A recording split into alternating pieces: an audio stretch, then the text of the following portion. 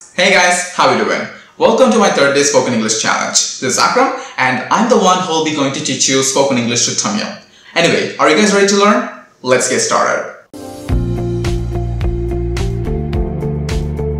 Welcome to day 5 guys. Present, past and future. In the மூணு tenseல வந்து have அப்படின்ற இந்த verb வந்து நம்ம ஆல்ரெடி ஒரு டேல வந்து பார்த்திருந்தோம். So இருக்கிறது, இருந்தது, இருக்கும் அப்படின்னு சொல்லிட்டு தமிழ் அர்த்தம். இந்த 7 சப்ஜெக்ட்டுக்கும் வந்து பார்த்தீங்கன்னா இந்த ஹேவ்ன்றது எப்படி சேஞ்ச் ஆகுதுன்னு நம்ம மறுபடியும் வந்து பார்ப்போம். ஒரு ரீகால். ஸோ ப்ரெசன்ட் டென்ஸ் அப்படின்னா வந்து நிகழ்காலம். இந்த நிகழ்காலத்தில் வந்து ஹேவ் அப்படின்றது 2 வேர்டாக இருந்தால் மாறுது. ஒன்று ஹேவ், இன்னொன்று ஹேஸ். இது ரெண்டுத்துக்கும் தமிழில் வந்து இருக்கிறது அப்படின்னு சொல்லிட்டு தான் அர்த்தம். பேச்சு வழக்க சொல்கிறதா இருக்கு. Have and has. இப்போ இந்த ஹேவ் அண்ட் ஹேஸ் வந்து எந்தெந்த சப்ஜெக்ட்டுக்கு ஹேவ் வருவாங்க, எந்தெந்த சப்ஜெக்ட்க்கு ஹேஸ் வருவாங்க அப்படின்றது உங்களுக்கு தெரியணும் கண்டிப்பா. அப்போ ஐ அப்படின்ற இந்த வேர்டுக்கு ஹேவ் வரும், விக்கு ஹேவ் வரும், யூக்கு ஹேவ் வரும், தேக்கு ஹேவ் வரும். அப்போ தமிழ்ல மீனிங் என்ன அப்படின்னா ஐ ஹேவ்னா என்னிடம் இருக்கிறது, ஸ்போக்கன்ல என்கிட்ட இருக்கு. வி ஹேவ்னா எங்கள்கிட்ட இருக்கு, யூ ஹேவ்னா உங்கள்கிட்ட இருக்கு, தே ஹேவ்னா அவங்கள்ட்ட இருக்கு. அதே வந்து இந்த லாஸ்ட்ல இருந்து ஒரு 3 பேர் இருக்காங்களா, ஹி ஷி இட், இந்த 3 பேருக்கும் ஹேவ் வரவ ஹேஸ் போடுவோம். So he has, she has, it has. அப்போ இந்த வேர்டுக்கு வந்து தமிழ் என்ன அர்த்தம்? அவனிடம் இருக்கிறது, ஷார்ட்டா அவன்கிட்ட இருக்கு, அவள்கிட்ட இருக்கு, அதுகிட்ட இருக்கு அப்படின்னு சொல்லிட்டு அர்த்தங்க. நம்ம ஆல்ரெடி வந்து டே 3ல வந்து பார்த்துருவோம். இப்போ ஜஸ்ட் வந்து நம்ம வந்து ரீகால் பண்றோம். இப்போ ஒரு சின்ன டெஸ்ட் வச்சிருவோம்.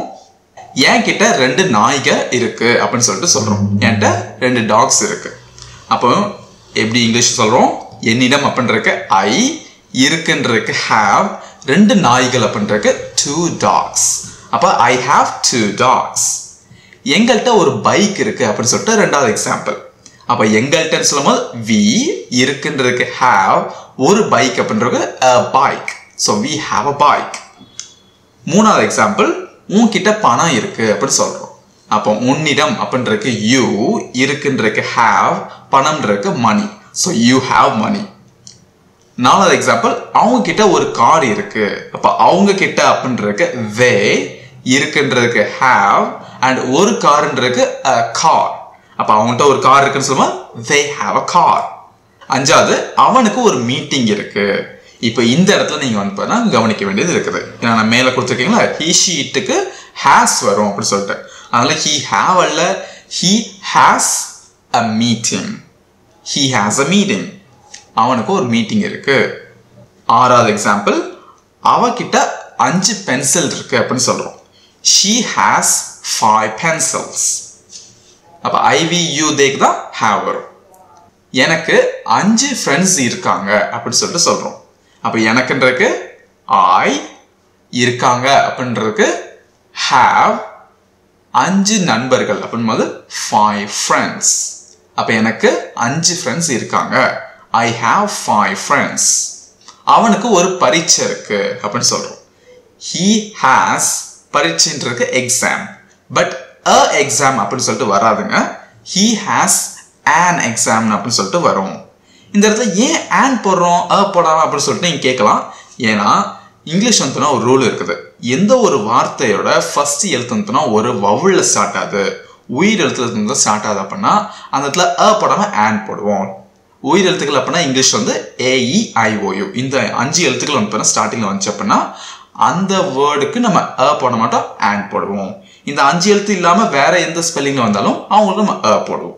அதனால இந்த இடத்துல he has a example, he has an exam அப்படின்னு சொல்லிட்டு வருது. இன்னொரு எக்ஸாம்பிள் நான் தரேன். அது கிட்ட ஒரு ஆப்பிள் இருக்கு அப்படின்னு சொல்றோம். அப்போ it has an apple. இப்போ இந்த இடத்துல ஏ வந்து ஒரு வவல். அடுத்த எக்ஸாம்பிள், எங்க கிட்ட ஒரு பெரிய வீடு இருக்கு. we have a big house. Okay, இப்போ வந்து have and has இது ரெண்டுக்கும் தமிழ்ல இருக்கிறதுன்னு அர்த்தம். எந்தெந்த சப்ஜெக்ட்டுக்கு ஹேவ் யூஸ் பண்ணோம், எந்தெந்த சப்ஜெக்ட்டுக்கு ஹேஸ் யூஸ் பண்ணோம் உங்களுக்கு புரிஞ்சிருக்கும்னு நினைக்கிறேன். இப்போ நம்ம நெகட்டிவ் பார்ப்போம். அதாவது தமிழ்ல இல்லை அப்படின்ற இந்த வேர்டுக்கு. இப்போ நம்ம வந்து சப்ஜெக்ட்க்கு வந்து சில பேருக்கு ஹேவ் வந்தாங்க, சில பேருக்கு ஹேஸ் வந்தாங்கல்ல. அதே மாதிரி ப்ரெசன்ட் டென்ஸ்ல நெகட்டிவ்ல சொல்லும் போது டோன்ட் ஹேவ்னு ஒரு வேர்டு இருக்காங்க, டசன்ட் ஹேவ் அப்படின்னு சொல்லிட்டு இன்னொரு வேர்டு இருக்காங்க. இப்போ யார் யாருக்கு don't have வரும் யார் யாருக்கு doesn't have வரும் அப்படின்றது மறுபடியும் உங்களுக்கு வந்து கிளியரா தெரியணும். இப்போ நம்ம ஃபர்ஸ்ட் வந்து யாருக்கு have வராங்க, நம்ம பாசிட்டிவ்ல யாருக்கு have வந்தாங்களோ அவங்களுக்கு நெகட்டிவ்ல don't have ன்னு சொல்லிட்டு வரும். யாருக்கு வந்து பாசிட்டிவ் ஃபார்ம்ல வந்து has வந்தாங்களோ அந்த மூணு பேருக்குமே வந்து நெகட்டிவ்ல doesn't have அப்படின்னு சொல்லிட்டு வரும். அப்போ I don't have என்கிட்ட இல்ல, we don't have எங்க கிட்ட இல்ல, you don't have உங்க கிட்ட இல்ல, they don't have அவங்க கிட்ட இல்ல, he doesn't have அவன் கிட்ட இல்ல, she doesn't have அவ கிட்ட இல்ல, it doesn't have அது கிட்ட இல்ல. இந்த இடத்துல ஒரு நோட்டீஸ் பண்ணீங்களா? இந்த இடத்துல நான் வந்து has, he doesn't has, she doesn't has, it doesn't has அப்படின்னு போடாம he doesn't have, she doesn't have, it doesn't have போட்டிருக்கு. அதுக்கு என்ன காரணமா இருக்குன்னு யோசிச்சீங்கன்னா, அதாவது டோன்ட்ன்றது எப்படி கிரியேட் ஆயிருக்கு, do plus not தான் don't கிரியேட் ஆயிருக்கு. அதே மாதிரி doesn't எப்படி கிரியேட் ஆயிருக்குன்னா does plus not தான் doesn't சொல்லிட்டு கிரியேட் ஆயிருக்கு. ஸோ இங்கிலீஷ் கிராமர் படி ஒரு இடத்துல தான் வந்து பார்த்தீங்கன்னா நம்ம வந்து சேஞ்ச் பண்ணணும். அதனால ஆல்ரெடி டூவை தான் நம்ம வந்து டஸ்ன்னு சொல்லிட்டு மாத்திட்டோம்னால மறுபடியும் வந்து ஹேவையும் வந்து நம்ம ஹேஸ்ன்னு சொல்லிட்டு சேஞ்ச் பண்ண தேவையில்லை. ஏதாவது ஒரு வேர்பு தான் வந்து சேஞ்ச் ஆகணும். அதனால தான் வந்து he doesn't have, she doesn't have, it doesn't have வருது. he doesn't has அப்படின்னா ரெண்டு இடத்துலையும் பார்த்தீங்கன்னா ஹீக்கு தகுந்த மாதிரி கான்ஜுகேட் பண்ணியிருக்கீங்க அப்படின்னு சொல்லிட்டு அர்த்தம். அப்படியே வந்து வராது. அது இங்கிலீஷ் கிராமர் படி ராங். ரெண்டு இடத்துல நம்ம மாற்றக்கூடாது. அதுதாங்க ரீசன். ஓகே, இப்போ நெகட்டிவ் ஃபார்ம் வந்து எப்படி வருது அப்படின்னு சொல்லிட்டு பெர்ஃபெக்டாக தெரிஞ்சிச்சா இதை கொஞ்சம் மெமரைஸ் பண்ணிக்கோங்க. சொல்லி ஒரு 5 தடவை சொல்லி பார்த்துட்டீங்கன்னா அது மெமரைஸ் ஆயிரும். I don't have, we don't have, you don't have, they don't have, he doesn't have, she doesn't have, it doesn't have. Okay, இப்போ நம்ம நெகட்டிவ்ல சில எக்ஸாம்பிள்ஸ் பார்ப்போம். ஃபர்ஸ்ட் எக்ஸாம்பிள், என் கிட்ட 2 நாய் இல்லை அப்படின்னு சொல்லிட்டு சொல்றோம். அப்போ இந்த இடத்துல I don't have 2 dogs. I don't have 2 dogs. ரெண்டாவது எக்ஸாம்பிள், எங்க கிட்ட ஒரு பைக் இல்ல. We don't have a bike. We don't have a bike. மூணாவது எக்ஸாம்பிள், உன்கிட்ட பணம் இல்ல. இதுக்கு எப்படி சொல்லுவோம்? You don't have money. You don't have money. நாலாவது எக்ஸாம்பிள், அவங்க கிட்ட ஒரு கார் இல்ல. They don't have a car. They don't have a car. அப்ப don't have-நாலும் doesn't have-நாலும் தமிழ்ல வந்து இல்லை அப்படின்றதுதான் அர்த்தம். ஆனா நம்ம சப்ஜெக்ட் அந்த மாதிரி மாத்திக்கணும். இப்போ 5வது எக்ஸாம்பிள் பாருங்க. அவனுக்கு ஒரு மீட்டிங் இல்ல அப்படின்னு சொல்றோம். இந்த இடத்துல he doesn't have a meeting. He doesn't has a meeting கிடையாது. He doesn't have a meeting. ஏன்னா ரெண்டு இடத்துலயுமே வந்து heக்கு தகுந்த மாதிரி நம்ம மாத்தக்கூடாது. ஏன்னா நம்ம ஆல்ரெடி வந்து நம்ம doesன்றதை மாத்திட்டோம். அந்த இடத்துல don't have அப்படின்னு சொல்லிட்டும் அந்த இடத்துல வராது. don't hasன்னு போடலாமா அப்படின்னு கேட்டா அதுவும் பண்ணக்கூடாது. ஏன்னா ஃபர்ஸ்ட் வேர்பு தான் நம்ம வந்து கான்ஜுகேட் பண்ணணும். 6வது எக்ஸாம்பிள், அவகிட்ட 5 பென்சில் இல்லைன்னு சொல்றோம். She doesn't have 5 pencil. எனக்கு 5 ஃப்ரெண்ட்ஸ் இல்லை அப்படின்னு சொல்றோம். I don't have 5 friends. அவனுக்கு பரீட்சை இல்லை அப்படின்னு சொல்றோம். He doesn't have an exam. He doesn't have an exam. நான் மாத்திட்டேன்னா இடத்துக்கு தான் சப்ஜெக்ட் அந்த மாதிரி மாத்திக்கிட்டேன். எங்களுக்கு ஒரு பெரிய வீடு இல்லை. We don't have a big house. இப்போ நம்ம past tense பார்க்கலாம். கடந்த காலம். அப்ப இந்த இருக்கிறது அப்படின்றது இருந்தது அப்படின்னு சொல்லிட்டு வரும். ஸ்போக்கன்ல இருந்துச்சு. மறுபடியும் வந்து இந்த 7 சப்ஜெக்ட் இருக்காங்களா, இவங்களுக்கு எப்படி அந்த ஃபார்ம் வந்து சேஞ்ச் ஆகுது அப்படின்னு சொல்லிட்டு பார்ப்போம். past tense பொறுத்தவரை ப்ராப்ளம் இல்லை. ஏன்னா hadன்ற வேர்டு தான் 7 பேருக்குமே வருவாங்க. present tense வந்து 4 பேருக்கு have வந்தாங்க, 3 பேருக்கு has வந்தாங்க. பட் இப்போ எல்லாருக்குமே had தான். I had என்கிட்ட இருந்துச்சு. We had எங்கள்கிட்ட இருந்துச்சு. You had உங்கள்கிட்ட இருந்துச்சு. They had அவங்கள்ட்ட இருந்துச்சு. He had அவன்கிட்ட இருந்துச்சு. She had அவகிட்ட இருந்துச்சு. It had அதுகிட்ட இருந்துச்சு. இப்போ எக்ஸாம்பிள்ஸ் நம்ம வந்து பார்ப்போம் பாசிட்டிவ் ஃபார்ம்ல. ஃபர்ஸ்ட் எக்ஸாம்பிள், எனக்கு நேத்து ஒரு மீட்டிங் இருந்துச்சுன்னு சொல்றோம். அப்ப இந்த இடத்துல சொல்லுவோம், எனக்குன்றதுக்கு I, இருந்துச்சுன்றதுக்கு had, அடுத்து நேத்துன்றதுக்கு yesterday, ஒரு மீட்டிங்ன்றதுக்கு a meeting. டோட்டலா எப்படி வரும்? I had a meeting yesterday. Mostly English வந்து பாருங்க, இந்த டைமிங் வார்த்தை இருக்குல்ல, நேத்து, நாளை, முந்தா நேத்து, இந்த மாதிரி வார்த்தைலாம் கடைசி தான் வருங்க. So I had a meeting yesterday. ரெண்டாவது எக்ஸாம்பிள், எங்களுக்கு நேரம் இருந்துச்சு. We had time. we had time. மூணாவது எக்ஸாம்பிள், அவனுக்கு நேத்து வகுப்பு இருந்துச்சு, அவனுக்கு நேத்து கிளாஸ் இருந்துச்சுன்னு சொல்றோம். He had class yesterday. நாலாவது எக்ஸாம்பிள், அவளுக்கு காய்ச்சல் இருந்துச்சு, அவளுக்கு வந்து she இருந்துச்சு வந்து had, காய்ச்சலுக்கு fever, she had fever. அடுத்து, அவனுக்கு போன வருஷம் நிறைய ஃப்ரெண்ட்ஸ் இருந்தாங்க அப்படின்னு சொல்றோம். அப்ப அவனுக்கு he இருந்தாங்கிறதுக்கு had, போன வருஷம்ன்றதுக்கு last year, நிறைய ஃப்ரெண்ட்ஸ் இருந்தா lot of friends. He had lot of friends last year.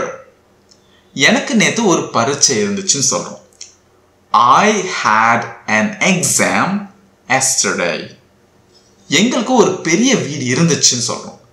We had a big house. Okay, இப்போ past tense done. இப்போ நம்ம ஃபியூச்சர்ல வந்து போவோம். ஃபியூச்சர் டென்ஸ் அப்படின்னா எதிர்காலம். இப்போ தமிழ்ல இருக்கும் அப்படின்னு சொல்லிட்டு வருது. இப்போ இந்த ஃபியூச்சர் டென்ஸ்லயும் ஒவ்வொரு டேபிளுக்கு எப்படி வருதுன்றது உங்களுக்கு தெரியணும். ரொம்ப சிம்பிள் தான். will have, past tense மாதிரியே will haveன்ற வேர்டு எல்லா சப்ஜெக்ட்டுக்கும் ஒரே மாதிரி வருவாங்க. I will have, என்னிடம் இருக்கும், என்கிட்ட இருக்கும். We will have, எங்கள்கிட்ட இருக்கும். You will have, உங்ககிட்ட இருக்கும். They will have, அவங்க கிட்ட இருக்கும். He will have, அவன் கிட்ட இருக்கும். She will have, அவ கிட்ட இருக்கும். It will have, அது கிட்ட இருக்கும். எல்லாருக்குமே சேம் வார்த்தை தான். எக்ஸாம்பிள்ஸ் கொஞ்சம் பார்ப்போம். நம்பர் 1, அடுத்த வருடம் என்னிடம் ஒரு பைக் இருக்கும் அப்படின்னு சொல்றோம். அடுத்த வருஷம் என்கிட்ட ஒரு பைக் இருக்கும் அப்படின்னு சொல்றோம். இப்போ எப்படி இங்கிலீஷ்ல போடுவோம்? I will have. ஓகே, என்னிடம் இருக்கும்ன்றது ஒரு பைக்ன்றது a bike.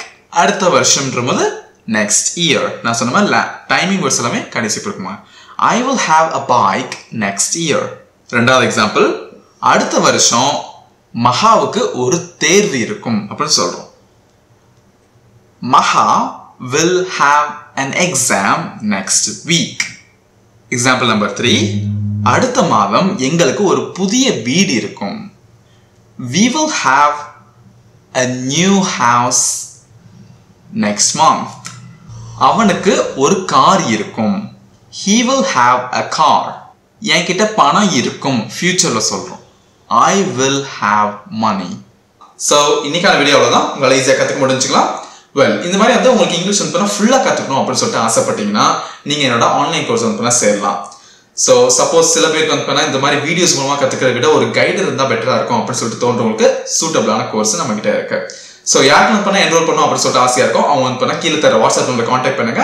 9789960549 இந்த நம்பர் கான்டாக்ட் பண்ணி நீங்க இங்கிலீஷ் வந்து கத்துக்கோங்க. ஸோ நெக்ஸ்ட் வீடியோ மீட் பண்ணுவோம். See you in the next video. Until then, bye.